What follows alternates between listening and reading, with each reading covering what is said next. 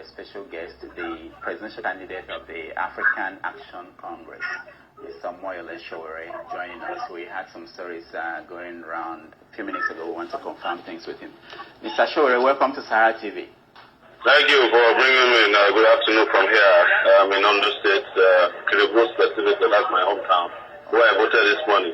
Yeah, we saw you when you went to vote. So what's been going on since then? Things were going smoothly until some skirmish a while ago, where soldiers, we brought drones to monitor the election. And we were flying the drones, and it was working very well. And suddenly we saw that soldiers were shooting at our drones. There were 4 soldiers came from nowhere and started shooting at the drones. And when we got the drone out of harm's way, they traced the drone to our car and tried to arrest the drone operator after having forcefully collected the drone. So I had to go out there to make sure that nobody was arrested. But they are still in possession of our drone, making it impossible for us to monitor the most difficult part of our area, where the deputy governor of the state is from. He's the one who reportedly brought in the soldiers.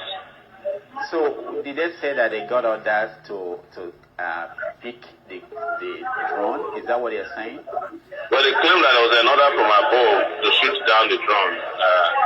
But when we asked who the order came from, they couldn't tell us who. They kept going back and forth on the phone call. At the point they said that they had orders to ask me to come with them, and I said I'm not going anywhere. They have to show me an arrest warrant, and they said no, there was not an arrest order. So they then said they wanted to arrest the drone operator, but I told them it's not possible. So at this point, is that a violation of any law? No law is violated. They later admitted that we didn't commit any crimes, but that they have orders now to take the drone to a police station, and I should come with them to go and pick it up from the police station. We said since no offense was committed, it's my personal property, and I'm using it to ensure that Nigeria gets a fair election. And they admitted that it served that purpose, because the moment they saw the drone, people who were trying to make trouble in that particular vicinity ran into the bush. In fact, I think what they're afraid of right now is the fact that the drone caught them shooting at it. So that's their major worry. So that's not our problem, because they ought not to have been shooting indiscriminately. I told them they have no business coming near a polling unit, and the drone was specifically being used to monitor polling units, 4 of them in my vicinity. And the police officers who were at the polling unit saw the drone, and they didn't have any problem with them until soldiers came and started shooting at the drone. So how many shots were fired, do you know? About 4 shots were fired, and everybody scared in my village, yes. Okay. So now, the drone is with the military?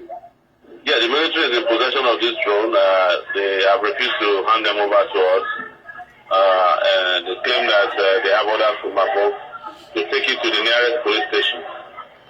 So that's where things stand right now. Okay. But I went out to them and ensured that I made it very clear to them, first, that they have no right to come into the village and start harassing people. They have no right shooting into the air. If there was any violation of the law, it's the duty of the police, not soldiers. And the drone was not following them. We didn't even know that they had soldiers in the place until they started shooting at the drone.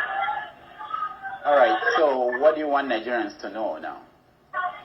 Well, to let them know that we're safe at this point, and but the military has refused to make the drone available to us, and our ability to monitor the election in this very remote area is being compromised by the illegal seizure of our drone at this point. All right. Okay. We thank you for joining us and making this clear to our viewers. A lot of people have been calling in and they were saying that you were under arrest. We check back. No, I'm not under arrest. I'm completely free at this time, and I'm doing well. Okay. We'll check back with you in a few minutes or in a few hours. All right. Thank you so much. All right. So back to our